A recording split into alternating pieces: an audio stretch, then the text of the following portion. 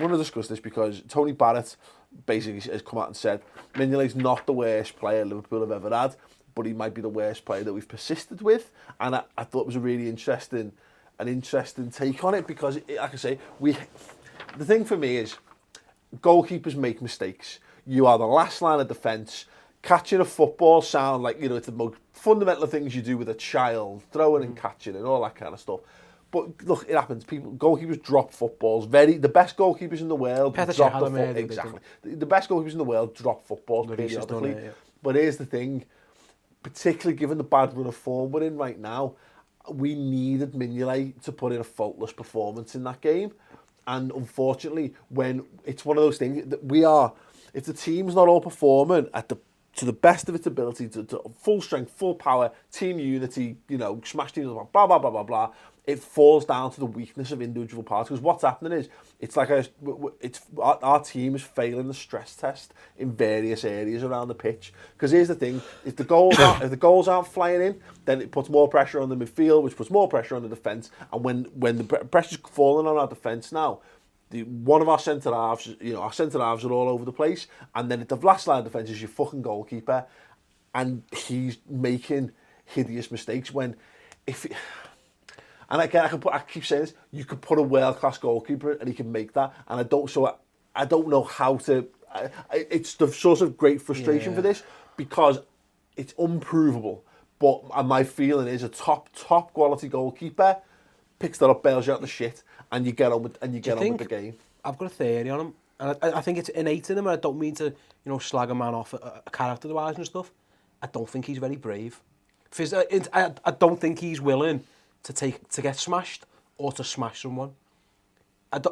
He very rarely like he's going to come through a crowd and just take everyone out. Yeah. Pepe Reina, for all his faults, and he at times he was terrible at crosses, but he was prepared to go through. And his debut was a friendly, and he smashed John Henry in the face. He killed John Henry. Punched him in the face. He ran out and he went bang, and he twatted through Reese, through the ball, and then watched it soar out, and then looked down and went, "Oh, the fuck you doing there, mate? So's me. Get out my way." You know what I mean? My ball. Yeah, Mignolet to me looks like a guy who isn't particularly brave. Whether he's scared of hurting someone, he's scared of hurting himself, I don't know.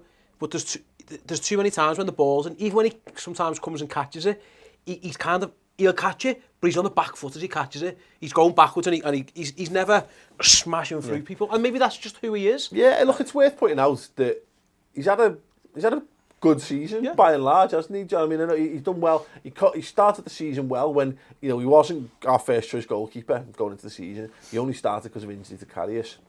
He had a good start. He was dropped in favour of Karius.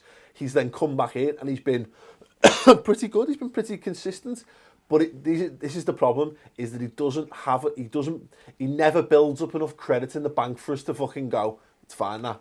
And it is also exacerbated by the fact that we're in poor form and we're looking for people to hang things on. I don't think he's the worst player. Going back to the bad thing, I don't think he's the worst player we've persisted with. I think his problem is that he's limited, and I think the problem he has is as a keeper is if I took this now and threw it at you, you just instinctively catch it. But if I said to you, "Oh, wait a minute, while I catch this," that's a massive compliment. that probably wouldn't happen. But go on. If I said to you, "Wait a minute, I'm going to throw you this cup," there's more chance of dropping. That's his issue. He's very reactionary, and like Steve said, I don't think he's got it innately in him to do things. But if you put him on the spot and he has to react to it, he's fine. And that's our issue. I actually think if we were playing more, in the ilk of 13-14, where it was just leave him in our end of the pitch and just go up the other end and score, and if they get us on the counter-attack, you 1v1 with the keeper, I think he'd probably be better. It's when he's got these situations where he's in charge, he's got to command the area, because it was a similar thing when we gave the free kick up at Chelsea, you know what I mean? He's busy trying to do the busy work, setting the area up, and then all of a sudden he forgets about what he's meant to be doing, and you need... In a different team, like we've said before, in the Sunderland team that he came from, he was great for that, because all he had to do was shot stopping, and that's what he's good at, just reacting to things. But in a team where he's got to have, courage, some sense of leadership, whatever you want to call it, that's where he's struggling for me, and that's why I find it hard sometimes to dig him out, because he's not being necessarily bad at what he does. He's just limited. That's not his game. You know what I mean? If you took him and put him in a different team, he'd look great. And I think by the same token, if you put a different keeper in our team, our back line. We discussed this during the match and how there's a difference in goalkeepers. it's impossible like, to judge a goalkeeper. I think, you know, when you're buying a goalkeeper, it's the hardest position on the pitch to buy, genuinely. That and probably, you know, a 30 goal a season centre forward, because you just never know. Because I've seen great experienced guys come in and not do the job. We've seen kids come and, you know, promise much but deliver little, etc., etc. It's the Mignolet is just that, isn't it? You've got to give him opportunity, because he looked good at Sunderland, but there's a big transition between being good for the bottom half of the table side when you are forced into constant action. Listen, I had that. You know, and again, a completely different world of goalkeeping between fucking Sunday League and the best of the best on the planet.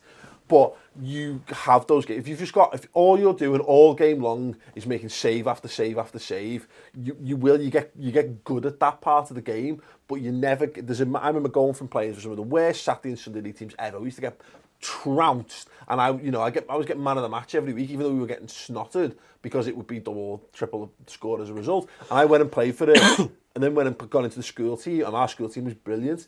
And I was a bag of nerves playing for my school team, because this was a team that won games 1-0 and 2-0 and 2-1 and this kind of stuff. And I remember having to save a free kick in the last, coming on with 15 minutes to go, and having to save a free kick with the last kick of the game. And my heart was in my mouth, because it's a completely different skill set being at a side that's expected to win stuff to a side that's a team of also-rans. I get Tony Barrett's point, actually, is that there's a phrase in American sports, and it's sometimes used with quarterbacks, is he's just good enough to get you beat. Which means he's not that crap where you just bomb him out and think, you're crap, lad. You know what, you're not Charles Atangi, where you're just crap. Yeah. Get out, you're not Brad Jones, see you later. But you can justify yourself picking him all the time, but by justifying yourself picking him all the time, he's going to do this every now and then, because he just ill. And you said before, he's got no credit in the bank. Hugo Lloris against Man City was garbage. He gifted them 2 goals, but he's been great all season. Yeah. David De Gea, again, when he just passed the ball out straight to someone and scored. I think it was West Ham. It happens, but you've got the credit in the bank. The problem with Mignolet is every time this happens to him, and it's probably in his head as well, is that his place isn't secure for a start, because we've got our literal number 1 on the bench. So it's not like he's you know, he can't brush a mistake off, I don't think. Yeah. So maybe the Chelsea games, I don't know if it's in his head, he feels under pressure or whatever, but I do think he's mentally fragile. I do. And again, it's really difficult to call someone out on their character as that. It seems hard, because I think you've nailed it to some extent. I think it's exactly, I've never heard it phrased that way, but I think it's perfect, because I feel like it feels ridiculous to be like, and we've done it a lot, but I've thrown the baby out with the bathwater, because he's been fine this season. You just don't trust him. But this is exactly it. And this was like my Mamadou Sakho argument to some extent, John, is that I think he's good. I think he's very good at what he does. I think Simon Mignolet is Premier League class. He's international class. If Thibaut Courtois wasn't amazing, he'd probably be the Belgian goalkeeper. You know what I mean? It's one of those situations. He's a bit unfortunate that they've just got someone genuinely exceptional there. It's just that he's.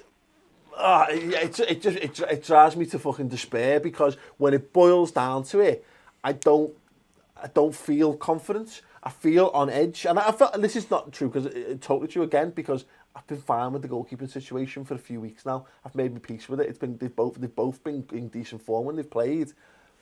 But it's good enough to get beat. But here we go, exactly. But this is the point. Here we sit again, talking about we've been talking about this goalkeeper now for 3 seasons.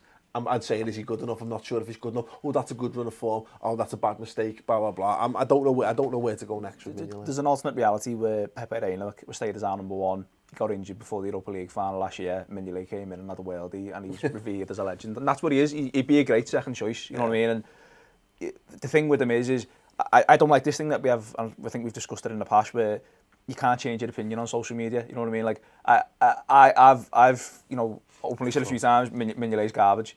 But then at the same time, you know, when he's been brilliant, I've happily said he's brilliant, and people want one or the other. And it's the problem Mignolet's got, I think, is it's the same mistake. It's never, if it was like Steve said, you know, if it was 1 week, we passed the ball to one of their players by mistake, you know, or whatever. It's the same things, because people just go back, well, look at this goal from this game. Look at, you know, he's doing the same, making the same errors, not improving. And I just say, it's like, riffing off what Steve just said, it's like, I don't hate him enough to like, I'm just going, look, just get him off the team, get rid of him, he's crap.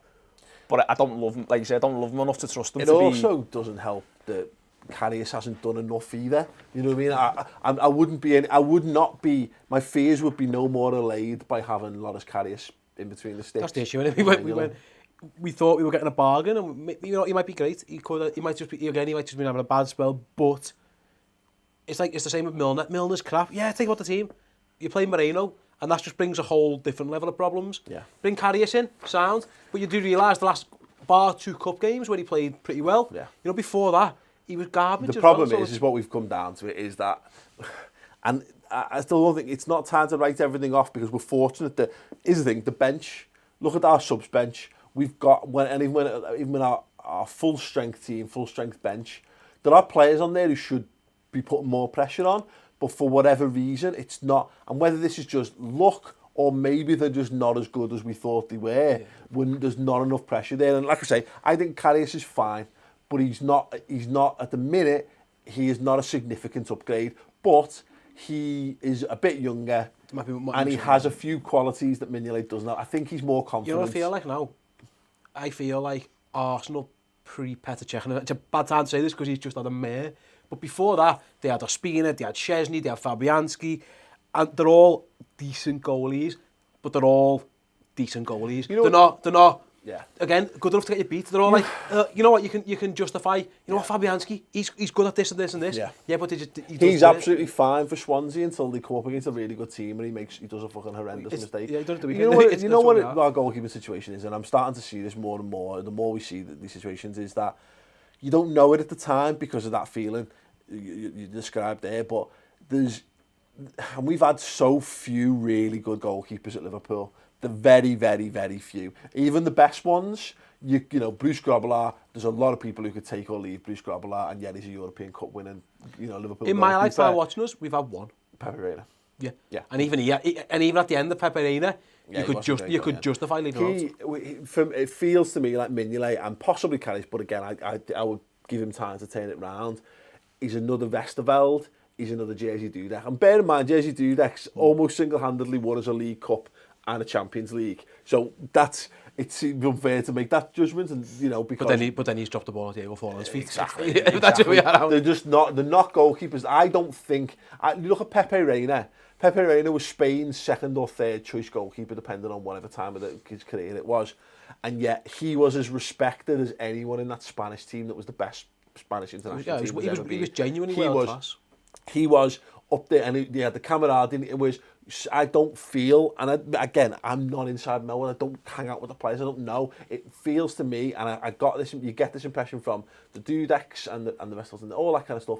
When you're not outfield players are a different breed to goalkeepers, and I think you either need to be like the Iceman, like Van der Sar, this cool, calm, composed thing. I think maybe Czech's got a little bit of that going to him, or you need to be larger than life. And Pepe Reina was larger than life, and it got him over all of his mistakes because everyone in that Liverpool team and the back four respected him as a person. Whereas when you've not got one of those two qualities, as a footballer, every footballer is trained to blame the goalkeeper for everything that fucking happens when it goes wrong. They all turn to a look at it, and they've all got a little joke and they're all aside about the goalkeepers, and that's what Mignolet kind of feels like to me. I just don't think he's